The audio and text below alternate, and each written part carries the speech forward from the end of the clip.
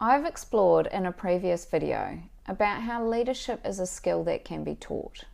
I've linked this video on your screen, but this means that the 10 leadership skills that I'm going to talk about today can all be learnt. These 10 skills have been documented many times as being embodied by some of our greatest leaders. And when I reflect on my 17 years in leadership and those leaders that I consider the most impressive, all of them had these 10 skills. And while they weren't immediately obvious, they were there and provided great results. So the first one is going for the small yes. This is about asking your team for a small request first. It's usually a really easy win. You need support with a project and some assistance from your team. So you ask for the most easy task to be covered off by a team member. This is something that an individual would perceive as really easy to say yes to. There is evidence that shows that getting the small yes can often lead to a much easier road to getting the bigger yes, which is a bigger task and a bigger project that you want an individual to complete for you. This does require you to ensure that you loop back with feedback for the smaller yes, so that it reinforces that they did a good job and that you appreciate their input. Then when you come back later with the bigger request or the bigger ask, you have much fewer barriers between you and that person for them to say yes. The second skill is to know how to motivate individuals. There has been a lot of research around social reward and how it is actually registered in the brain in terms of motivation as the same place as what monetary reward is registered in your brain. So if you align this with the Pygmalion effect, which is when we believe an authority figure believes that we can succeed at a particular thing, then we work harder to achieve that and meet their expectation.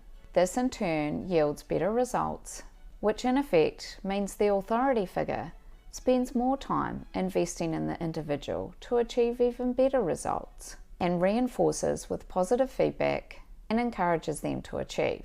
This is a very basic summary of the Pygmalion effect, and there's a diagram linked on your screen.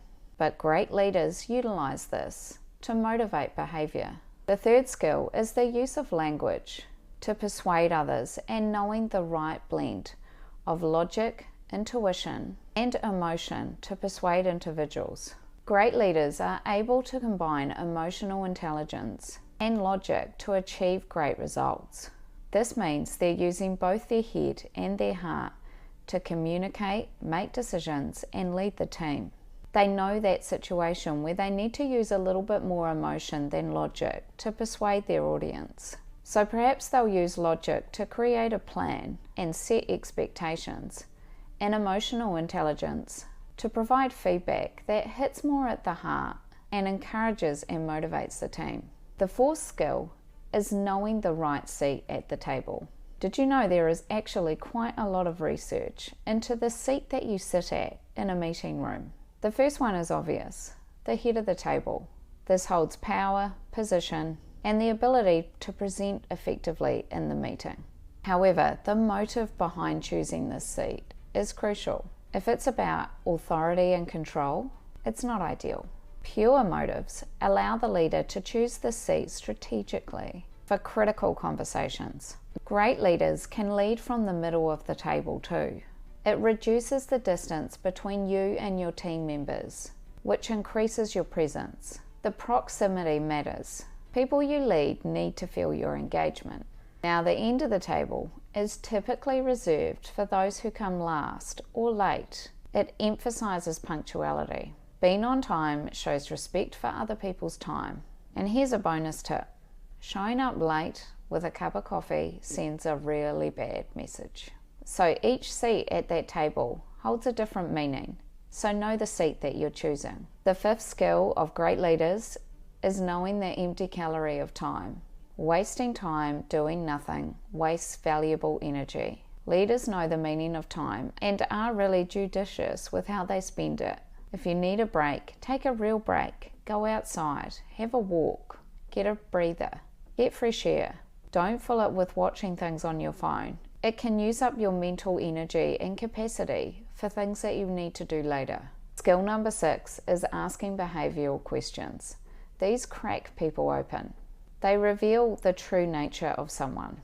Behavioural questions are very common in interviews. They help give the interviewer insight on past behaviour and actions that they have taken for a situation, which helps give an indication of how they might behave or act in a future situation. Skill number 7 is to set ambitious goals, and to set goals that you're actually a little bit scared of. Some say that you should only be 60% sure that you can achieve your ambitious goal. There is also a lot of evidence that being more ambitious makes you happier. I would, however, advise caution in that respect. I believe balance is key. Having an overinflated need for success or drive can lead to burnout, and I've linked a video on the screen about exactly that.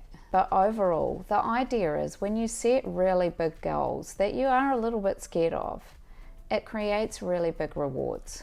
Even if you don't achieve your end goal, the progress that you make towards getting there is sufficient enough to give you a boost of happiness and also give you more results than you would have if you hadn't aimed so high. Tip number 8 is to abandon revenge-based decisions. There will always be times where you are wronged, judged, or treated unfairly.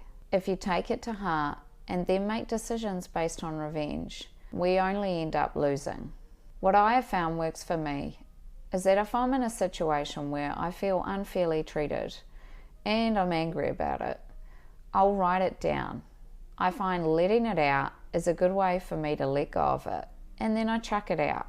So I literally write it down on a piece of paper so that I can throw it out. I have to admit though, some of my best work has come when I have been doubted by somebody else. So using a little bit of that motivation to do an even better job can sometimes help. Tip number 9 is to invest in communication skills. Leaders tend to spend 75 to 85% of their time communicating to others. Given that ratio, time invested in learning how to communicate verbally, non-verbally, in writing is time well spent, in my opinion. Tip number 10 is to embody the body language of leaders. Do you know who the alpha in the room is? Can you identify that person as soon as you walk in? There is often a person in the room with immediate magnetism, someone who speaks and everyone listens. Great leaders have this, a bit of a presence about them. Often the body language is straighter, there's a lack of fidgeting, and a bit of a stillness around them, as they will often be the ones watching and observing, and being considered in their response, as it is through this that you often pick up on things in the room that others might not be aware of. Some say that great leaders tend to smile less too, and that those around them will smile more at them to try and show that they support them or that they approve of them. In terms of body language, leaders embrace stillness, trying not to fidget or hop around. I have done a whole video on body language cues for leaders, which is linked on your screen, which you can move into next. And if you got something out of this video, it'd be awesome if you could subscribe. Thanks very much for watching.